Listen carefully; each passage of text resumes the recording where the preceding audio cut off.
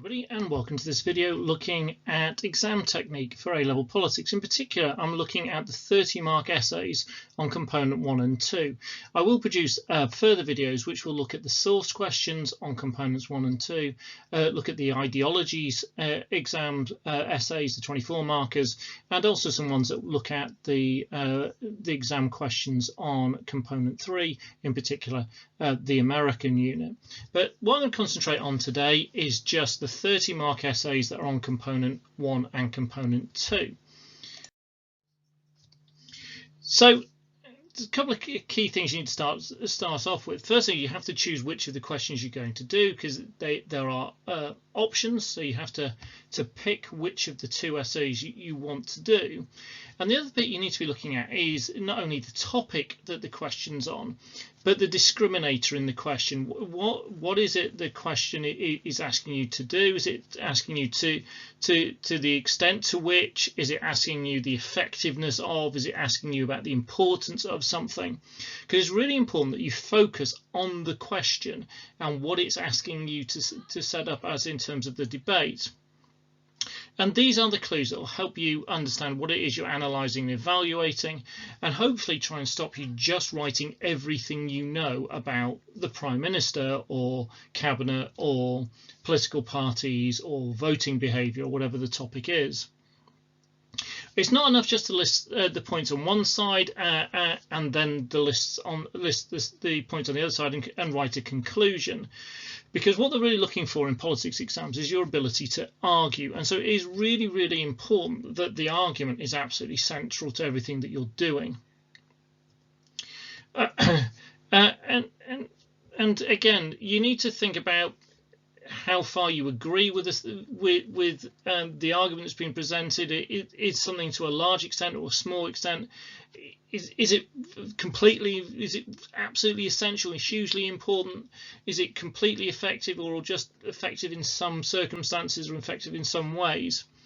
And try and address this throughout the question, and definitely address it in your conclusion, and really importantly in your introduction as well. So another thing to think about is this idea of trying to make your answers synoptic. This is particularly important on paper 2, component 2, because you have to draw on what you've learnt in paper 1. So you might be writing about Parliament in an answer in a paper 2 question, but the important things in that might be elections or parties that you've learnt out in component 1. So you're bringing that across. It doesn't work the other way around. You don't necessarily have to draw anything from paper 2 when you're writing a paper 1 answer, but it makes sense to draw on politics as a whole rather than just trying to think of very, very separate parts, because it all interacts. And there is overlap in the topics on the two papers. So, for example, if you're asked about constitutional reform, then think about what other topics that could relate to, and again that might link into what you've looked at when you've been doing electoral systems, because that's an element of constitutional reform, and you different electoral systems in the different areas. You might draw on stuff that you've learnt about the Liberal Democrats and it being a party policy that they have to bring about constitutional reform. So the links are there, and they should be fairly straightforward. Now, probably the most important bit in terms of tackling an essay, other than having the knowledge, is thinking about how you're going to structure it. And this is a structure which I've built around, and you can think about it in terms of paragraphs or themes, really. And now, for some people, they're one and the same thing. For some people, they're slightly different.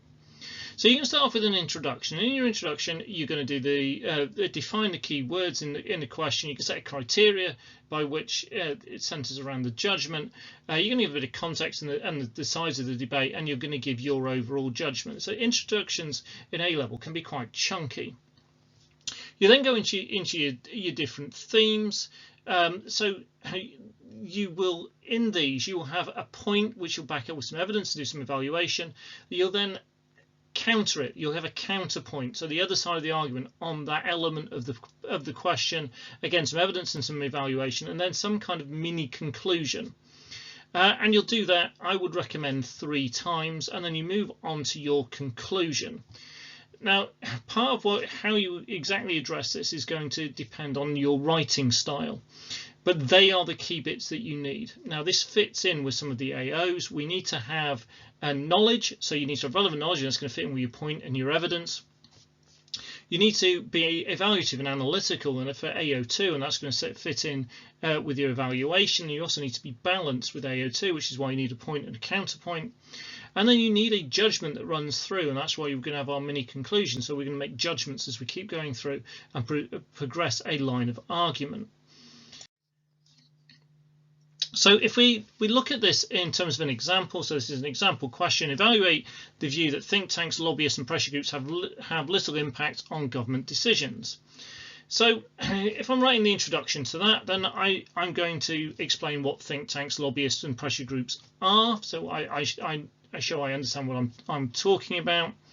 And then I'm going to set up my my criteria, because I need to set out, well, what would little impact on government decisions look like? So what would that mean in reality? So that would mean that they essentially are ignored, they don't change the decision makers' minds, the government don't listen to them. And then what you're then going to assess is whether that's true. So you then set out your different points for and against. Very briefly, so you on one hand you could say they come up with policy ideas, but government does not have to listen to them. Some of these groups have inside information, but not all groups do. Would be a counter.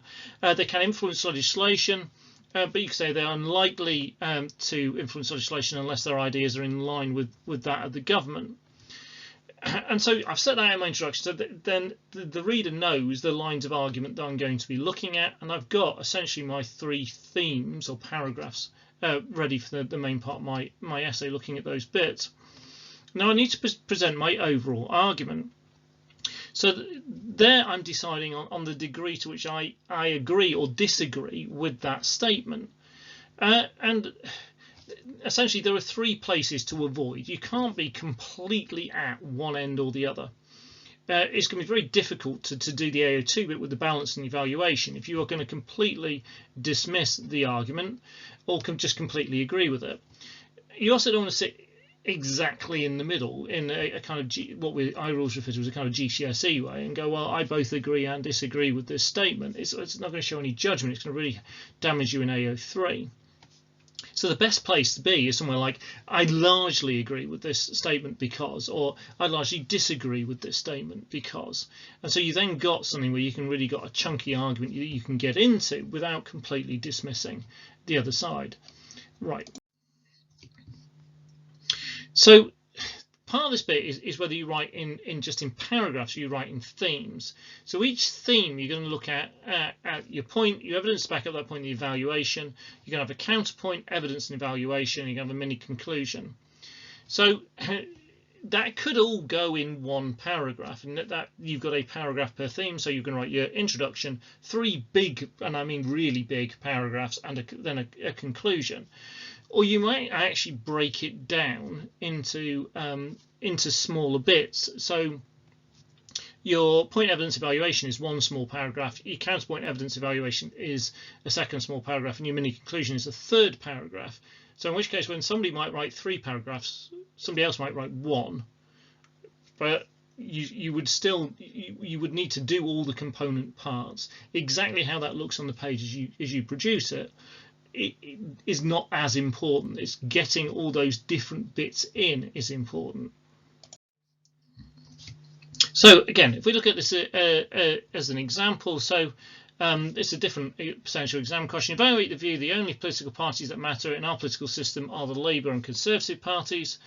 So one of the themes I would look at is the first past the post system, because that's quite a major part in this. So my point might be that first past the post favours major parties, the Conservatives and the Labour Party, and it delivers them strong majorities. I would then go into some evidence. So for example, I've got 3 elections on here, so it's important that you can use elections over time. So at the 1979 election, I'd talk about how the Conservatives won 44% of the seats. 44% of the vote, and that translated into 55% of the seats. In 97, Labour 43% of the vote, 63% of the seats. 2019 election, the Conservatives won about 43% of the vote, again 56% of the seats. So we've got 3 really good examples then of really big majority governments. but they're all massively overrepresented because of the first past the post system, and that would go into my evaluation. So the Labour or Conservatives were massively overrepresented in these elections with much higher percentage in seats than votes. And these are really important turning point elections, particularly the first two of these, because the Conservatives won, they then held power from 79 through to 97. Labour won in 97 and held power through to 2010. And I could talk about how minor parties really suffer under this system. The Liberal Democrats, again, more running through this entire period, and UKIP would be another really good example of this, where despite winning high percentage of votes in some elections, they failed to win seats.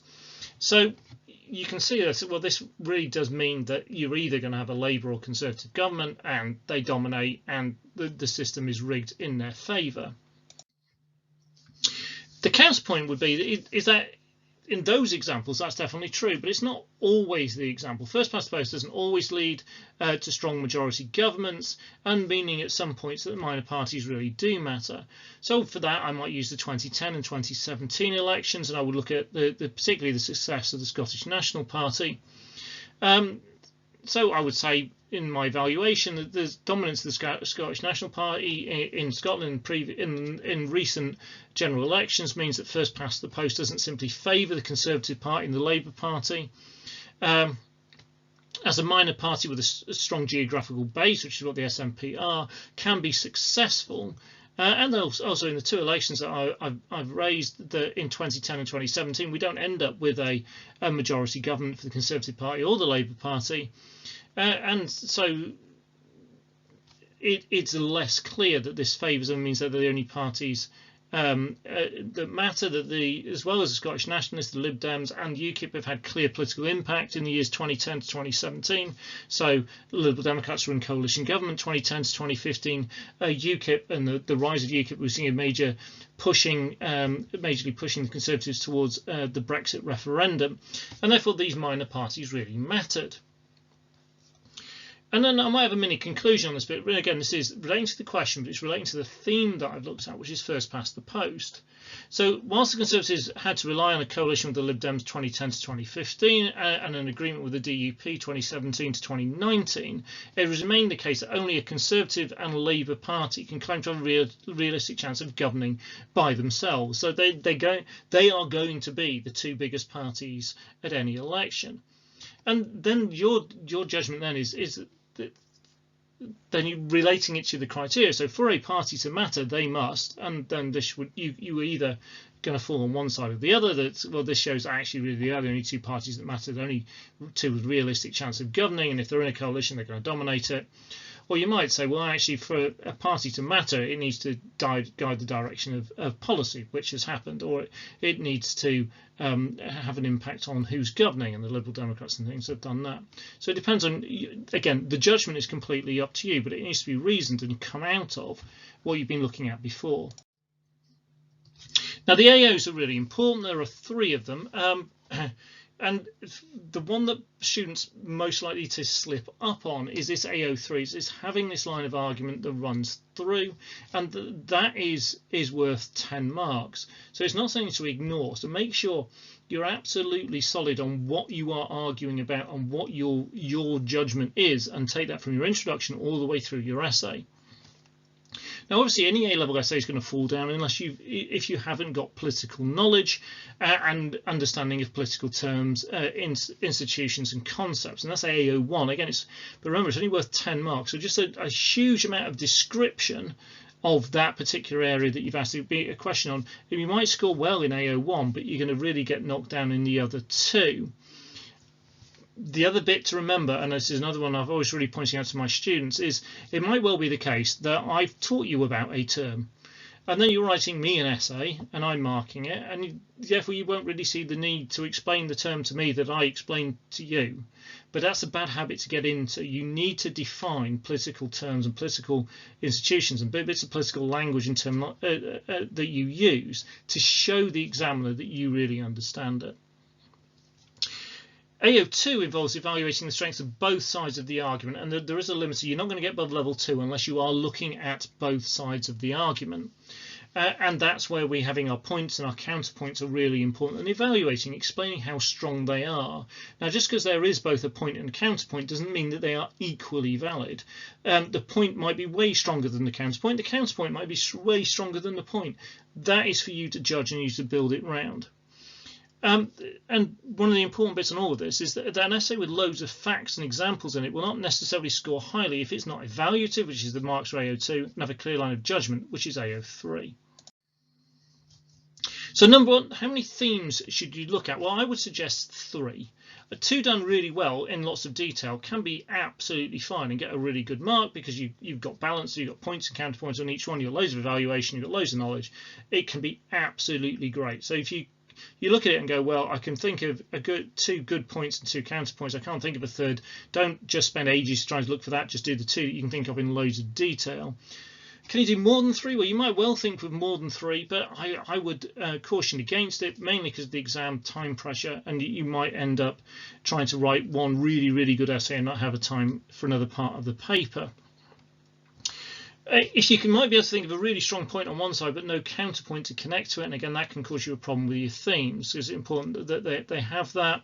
It's important that you have an argument that runs all the way through. It shouldn't be like 3 mini essays. There should be a coherence running through it, and that's why your introduction is really important. And make sure you keep going back to the question.